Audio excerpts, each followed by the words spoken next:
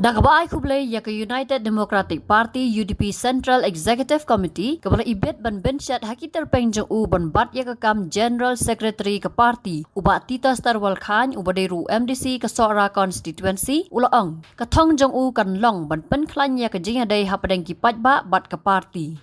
Ulaang baka jinga day hapadeng kipat ba bat ke parti haki constituency badan kinong wi khmat hi kam jingai satya latang haki bam don kinong wi khmat. Jarla kata ulaang bakumu General Secretary bathamai jong ka parti unsyem yaki sen jam ban pentelon yaki kam syakmat ban wanra ka jingklan ya ka parti. Te nakaliang kajungi kalong ba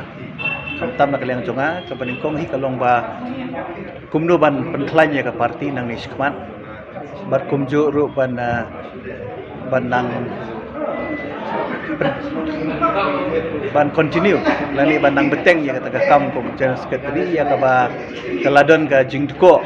hakini ki kendiat benai ki beladep hadin ka jing resign no jong General Secretary barim jungi ba jemino motho ten rengi kermen ba mentapat nang ni syukmat hadin bang ilai kendu ya ki President Secretary mentara sengi jong ki district ki beper milayo ya ka banyak beliau jumut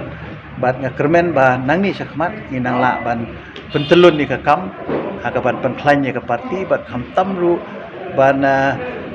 kandon ka jingya dei ka jingya trekam ka ba kham jan shu apdeng ki nomi khmat ki jungi bat ka parti em ha ka jing sisa nakaliang ka jungi ka ba kongsan ka long haki konsensi ki badan ya ki nomi khmat ka ba mod ki badan ni ki MLA MDC kamun ka parti ka don kata kajing ong ba itu tampol election kata kam arai haki konstitusi ki bagi job tenre haki konstitusi pat ki bom job hi ka don kajing kandidat namar bagi bepli gitu ki kandidat ki jungi ha bagi job election kalong ka ba bhai ki ban ya kontak sa bat ki pat ba borok san senam te hoi hatung hateng le si kala bandon tenre nang ni syakmat pat kai ka bakum ke parti ngin le kalong ba ngila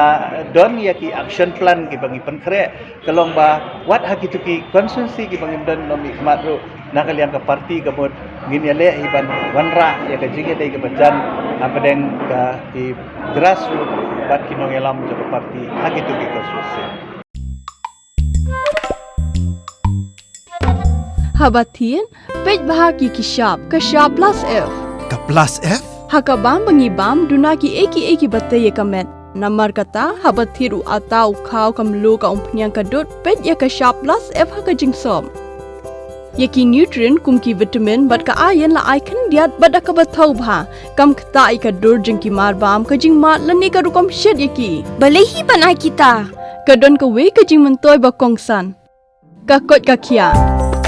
Ka nutrition bakam bha ka jing im bakam bha pendon kam daki mar ba modon ka sharp plus F menta kasni Lawan Ra Shafi Lingba ko office jong Commissionerate of Food Safety Meghalaya